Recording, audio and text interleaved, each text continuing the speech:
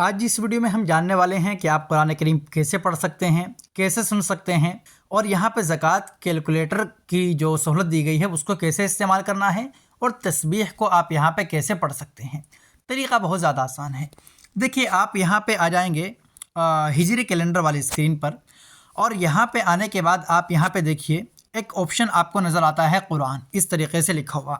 आप जैसे इसको क्लिक करेंगे, पहली मरतबा जब क्लिक करेंगे तो यहाँ पे कुरान करीम जो है वो PDF शक्ल में डाउनलोड होगा। थोड़ा सा आपको इंतज़ार करना पड़ेगा, बस ये एक मरतबा डाउनलोड होता है, बार बार आपको डाउनलोड इसको नहीं करना पड़ता। जब आप इसको डाउनलोड कर लेंगे तो आप यहाँ पे देख सकते हैं तमाम पारों के नाम आपके सामने यहाँ पे नज़र आ जाएंगे। बहरहाल, आप जैसे अलिफ लाम मीम पारा पढ़ना चाहते हैं तो आप इसको खोलेंगे और जैसे ही आप इसको खोलेंगे तो सफ़हा दाएं बाएं करने के लिए जो आपका वॉल्यूम अप वॉल्यूम डाउन वाला बटन होता है उसको भी आप इस्तेमाल में ले सकते हैं।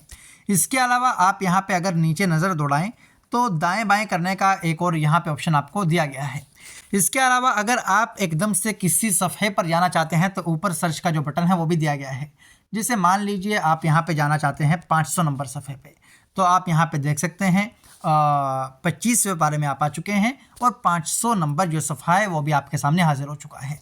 तो इस तरीके से यहाँ पे इस वाले ऑप्शन को आप इस्तेमाल में ले सकते हैं। बहरहाल, जिस पारे को आप यहाँ पे पढ़ते जाएंगे, खोलते जाएंगे, वो आपको यहाँ पे फ़ीसद की सूरत में दिखाता जाएगा कि अलिफ लाम मीम का जो पारा है वो आपने 19% पढ़ लिया है। अगर आप सैक़ूल का पारा नहीं पढ़ते हैं, डायरेक्ट तिलकर रसूल यानी तीसरा पारा पढ़ना शुरू कर देते हैं, तो ये आपको वो छोड़ देगा, सिर्फ़ और सिर्फ ये बताएगा कि आपने ये वाला जो पारा है वो कितना फ़ीसद पढ़ लिया है। अगर आप कोई पारा पढ़ते पढ़ते अगले पारे में दाखिल हो रहे हैं तो आपको ये वो भी बताएगा, यानी कि जैसे मान लीजिए आपने अलिफ लाम मीम का पारा पढ़ना शुरू किया था। अब ऐसा नहीं है कि आप सिर्फ़ और सिर्फ इस वाले ऑप्शन के अंदर से अलिफ लाम मीम का पारा ही पढ़ पाएंगे।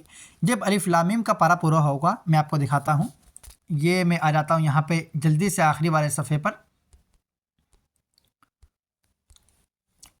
ये आप यहाँ पे देख सकते हैं अलिफ लाम मीम का आखिरी सफ़ा है। अगर आप आगे बढ़ने वाले को क्लिक करेंगे तो आप यहाँ पे देख सकते हैं यहीं से सैक़ूल का पारा खुल गया है, यानी दूसरा पारा। आपको वापस आने की कोई ज़रूरत महसूस नहीं होगी। अब आप यहाँ पे ये भी देख सकते हैं कि सैक़ूल का जो पारा है वो आपने 5% पढ़ लिया है। इसके साथ साथ जो अलिफ लाम मीम का पारा है वो आपने पूरा 100% पढ़ लिया है। ये आपको यहाँ पे इस तरीके से बता देता है। इसके बाद ये तो थी कुरान करीम को पढ़ने की बात। अब बारी आती है सुनने की। अगर आप सुनना चाहते हैं तो उसके लिए यहाँ पे देखिए आपको एक ऑप्शन दिया गया है ऑडियो कुरान का। आप इसको इस्तेमाल में ले सकते हैं। आप जैसे इसको क्लिक करेंगे तो इसको क्लिक करने के बाद थोड़ा सा आपको बस इंतज़ार करना पड़ेगा, ये लोड होता है। लोड होने के बाद जैसे सूरतुल फातिहा आपके सामने खुल करके आ गई है। सूरत जो है वो आप यहाँ से तब्दील कर सकते हैं। आप अगर उर्दू में सुनना चाहते हैं तो उर्दू पे क्लिक करेंगे और अरबी में सुनना चाहते हैं तो अरबी पे क्लिक करेंगे, और अगर दोनों में आप सुनना चाहते हैं तो आप यहाँ पे दोनों को क्लिक कर लेंगे। अब यहाँ पे अगर आप किसी ख़ास आयत को सुनना चाहते हैं तो जैसे मैं अर्रहमान रहीम इसी को सुनना चाहता हूँ तो मैं यहाँ पे इसके आगे जो सुने वाला जो बटन है मैं इसको क्लिक कर सकता हूँ। अगर मैं इस आयत को शेयर करना चाहता हूँ तो यहाँ पे शेयर का बटन है। इसके अलावा अगर मैं शुरू से ही सुनना चाहता हूँ तो यहाँ पे जो बटन होता है प्ले का, मैं इसको क्लिक कर सकता हूँ।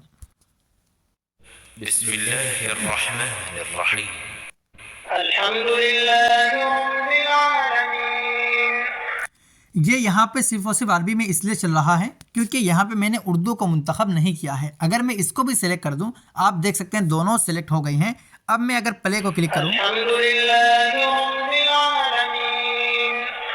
सब तरह की तारीफ खुदा ही को सदाबार है जो तमाम मखलूकात का परवरदिगार है। तो अगर आपको आवाज़ आई हो तो मुझे उम्मीद है आपने तर्जुमा भी सुना होगा और आयत जो है वो भी सुनी होगी, यानी अरबी में भी आपने सुना होगा। अब इसके बाद यहाँ पे एक और ऑप्शन आपको ऊपर नज़र आता है सेटिंग्स का। अगर आप इस पर आएँ तो यहाँ से आप जो साइज़ है ना तहरीर का, टेक्स्ट का, वो आप कम ज़्यादा इस तरीके से यहाँ पे कर सकते हैं, ऐसे करके। बहरहाल, मुझे उम्मीद है आपको ये जो ऑप्शन है ये भी समझ में अच्छे से आ गया होगा। अब हम वापस आते हैं स्क्रीन पर। यहाँ पे आपको एक ऑप्शन मिलता है ज़कात कैलकुलेटर का, ये आप यहाँ पे देख सकते हैं। अब हम यहाँ पे जानेंगे ज़कात कैलकुलेटर को इस्तेमाल करने का तरीक़ा, जो बहुत ज़्यादा आसान है। ज़कात कैलकुलेटर को इस्तेमाल करने के लिए आपको यहाँ पे देखिए एक ऑप्शन नज़र आता है, आप इसको क्लिक कर देंगे और यहाँ पे कई सारे ऑप्शन आपको नज़र आते हैं। जैसे आप यहाँ पे दाखिल कर सकते हैं नकद और बचत जो आपके पास हैं, सोना आप यहाँ पे अगर आपके पास सोना है वो आप यहाँ पे रुपए में दाखिल करेंगे, चांदी। ऐसे ही आप यहाँ पे जो जो चीज़ें आपके पास है आप वो यहाँ पे दाखिल करते जाइए। जैसे मान लीजिए नकद और बचत जो है वो यहाँ पे मैंने इतना दाखिल कर दिया है 1 लाख रुपए। मान लीजिए यहाँ पे जो सोना है वो आपके पास 20 लाख रुपए कीमत का है, चांदी वगैरह और कुछ नहीं है यानी कि आपके पास। तो आप यहाँ पे नीचे देख पाएंगे कि आपके पास कुल रकम कितनी है और जो इस रकम पे जो ज़कात बनी है वो कितनी बनी है। तो इस तरह यहाँ पे आप ज़कात कैलकुलेटर को इस्तेमाल कर सकते हैं। इसके अलावा यहाँ पे आप देख सकते हैं एक ऑप्शन और है कर्ज जो आपको अदा करना है, और इसके अलावा यहाँ पे आपको कई और ऑप्शन नज़र आ रहे होंगे। अपने एतबार से आप यहाँ पे दाखिल करेंगे जो भी रकम वगैरह आपके पास मौजूद है और उसके एतबार से ये आपको कैलकुलेट करके बता देगा कि आप इस रकम के एतबार से कुल ज़कात कितनी बनती है। तो ये था ज़कात कैलकुलेटर को इस्तेमाल करने का तरीका। इसके बाद हम जानते हैं कि आप यहाँ पे तस्बीह वाले ऑप्शन को कैसे इस्तेमाल में ले सकते हैं। यहाँ पे आप देख रहे होंगे एक तस्बीह का ऑप्शन है, लेकिन तस्बीह के बारे में मैं आपको बताऊँ उसके बारे में मैं आपको यहाँ पे बता देना चाहता हूँ अस्माउल हुस्ना के बारे में, यानी जो अल्लाह के 99 नाम होते हैं उनके बारे में। आप यहाँ पे ऊपर एक ये ऑप्शन नज़र आ रहा होगा आपको, इसको देख सकते हैं। जैसे आप इसको क्लिक करेंगे तो आपके सामने यहाँ पे अल्लाह के 99 नाम आ जाते हैं। आप इनको देख सकते हैं यहाँ पे, ये अरबी में और अंग्रेज़ी ज़बान में आपके सामने लिखा हुआ होता है। अभी इसके बारे में मैं आपको इसलिए बता रहा हूँ पहले। अब यहाँ पे जैसे आप अर्रहमान इसकी ये तस्बीह पढ़ते हैं तो आप यहाँ पे अगर इस नाम को क्लिक करें ना तो आप यहाँ पे देख सकते हैं आपके सामने आ जाता है नई तस्बीह शामिल करें, और अर्रहमान यहाँ पे लिखा हुआ है।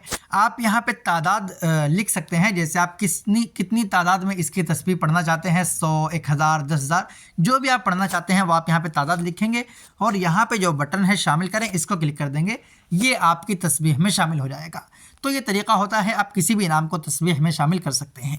अब अगर आप आए यहाँ पे तस्बीह वाले ऑप्शन पे जो कि आपको यहाँ पे नज़र आता है, तो आप यहाँ पे देखेंगे इस तरह का इंटरफेस आपको नज़र आता है।